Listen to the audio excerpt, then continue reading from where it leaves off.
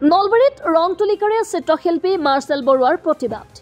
শ্বহীদ মুকুন্দ কাকতি চিভিল হস্পিটেলখনৰ অসামৰিক মৰ্যাদা আৰু বিচনাৰ সুবিধা কাঢ়ি লোৱাৰ বিৰুদ্ধে আজি নলবাৰীৰ ভূপেন হাজৰিকা শিশু উদ্যানৰ সন্মুখত বিভিন্ন ধৰণৰ প্ৰতিবাদী কাৰ্যসূচী গ্ৰহণ কৰা হয়।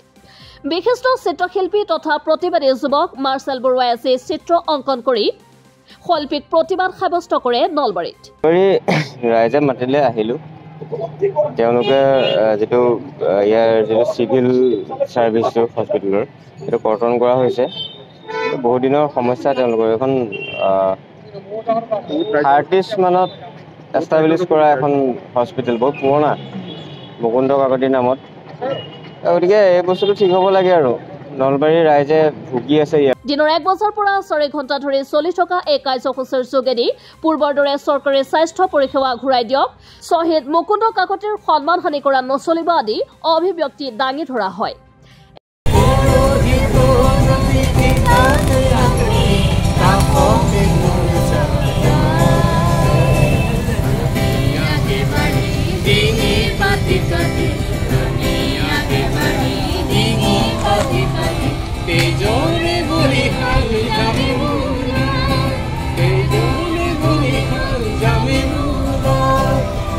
কাৰ্যসূচীত সমৰ্থন আৰু সহায় সহযোগিতা আগবঢ়াই শ্বহীদ মুকুন্দ কাকতি অসামৰিক চিকিৎসালয় সুৰক্ষা সমিতিৰ সাধাৰণ সম্পাদক জিতেন্দ্ৰ কুমাৰ জৈন, উপ সভাপতি ক্ৰমে জ্ঞানেন চক্ৰৱৰ্তী, ৱাহিদুজ্জামান, সহকাৰী সম্পাদক দিব্যজ্যোতি হালৈ আৰু মুনিন্দ দলে, কাৰ্যকৰী কমিটিৰ সদস্য ব্ৰজেন বৰ্মন, মালতী বসুমতাৰী আৰু ৰেশমা বেগমৰ লগতে জ্যেষ্ঠ নাগৰিক তাপস বৰ্মন আৰু বদৰুল আলীয়ে। অসমৰ উদীয়মান চিত্ৰশিল্পী প্ৰতিভাৱান চিত্ৰশিল্পী মাৰ্চাল বৰুৱাক আমি আমন্ত্ৰণ কৰিছিলোঁ যে আমাক এখন ছবি এখন আঁকি দিয়ক আমি এখন এই প্ৰসংগত।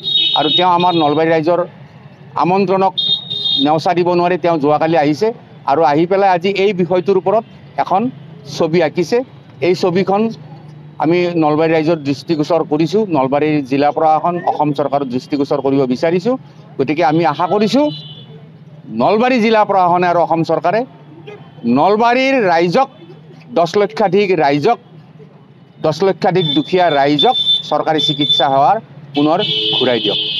শ্বহীদ মুকুন্দ কাকতি অসামৰিক চিকিৎসালয় সুৰক্ষা সমিতিৰ সভাপতি ডক্টৰ নাৰায়ণ শৰ্মা, উপ সভাপতি জ্ঞানেন চক্ৰৱৰ্তী আৰু সাধাৰণ সম্পাদক জিতেন্দ্ৰ কুমাৰ জৈনে এক প্ৰেছ বিবৃতিত কয় যে যোৱা 18 মাহ ধৰি চলি থকা আন্দোলনৰ হেঁচাত বাধ্য হৈ হস্পিটেলখনৰ নাম শ্বহীদ মুকুন্দ কাকতিৰ নামত অক্ষুণ্ণ ৰখাৰ লগতে বহি বিভাগ চালু কৰিবলৈ বাধ্য হৈছে যদিও অসামৰিক মৰ্যাদা ঘূৰাই দিয়া নাই আৰু ৰোগী ভৰ্তিৰ ব্যৱস্থা কৰা নাই।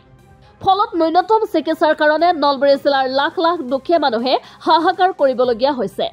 চৰকাৰে পূৰ্বৰ 235খন বিচনাৰ সুবিধা ঘূৰাই দিয়াৰ দাবী পূৰণ কৰাটো দূৰৰ কথা, প্ৰতিশ্ৰুতি ৰক্ষা কৰি 110খন বিচনাৰ সুবিধা ঘূৰাই দিবলৈ কোনো ব্যৱস্থা নকৰিলে। 2 বছৰ ধৰি নলবাৰীৰ 10 লক্ষাধিক মানুহে চৰকাৰী চিকিৎসা সেৱাৰ পৰা বঞ্চিত হৈ আছে আৰু এই চৰকাৰী চিকিৎসা সেৱাৰ বঞ্চিতৰ বিৰুদ্ধে আমি 2 বছৰ ধৰি ৰাজপথত আন্দোলন কৰি আছোঁ। এতিয়া এই যিখন শ্বহীদ মুকুন্দ কাকতি অসামৰিক চিকিৎসালয় ইয়াৰ পৰা ধ্বংস কৰি ভাঙি নি পেলাই নলবাৰী 21 কিলোমিটাৰ দূৰত নলবাৰী চিকিৎসা মহাবিদ্যালয় হস্পিটেলত সংলগ্ন কৰিছে। তাৰ পিছৰ পৰা নলবাৰীৰ এই 10 লক্ষাধিক মানুহে চৰকাৰী চিকিৎসা সেৱাৰ পৰা বঞ্চিত হৈছে। এই কথাবিলাক আমি বাৰম্বাৰ প্ৰশাসনক আমি আহ্বান জনাইছোঁ, দাবী জনাইছোঁ, অসম চৰকাৰক দাবী জনাইছোঁ। এই মিথ্যাচাৰ আৰু প্ৰতিশ্ৰুতি ভংগৰ বিৰুদ্ধে নলবাৰীৰ সাধাৰণ জনতাৰ মনত গভীৰ বিক্ষোভৰ সৃষ্টি হৈছে। 235খন বিচনাযুক্ত শ্বহীদ মুকুন্দ কাকতি চিভিল হস্পিটেলখনৰ পূৰ্বৰ মৰ্যাদা আৰু পৰিসেৱা ঘূৰাই নিদিয়ালৈকে তীব্ৰৰ পৰা তীব্ৰতৰ গণ আন্দোলন গঢ়ি তোলা হ'ব বুলিও সকীয়াই দিয়ে।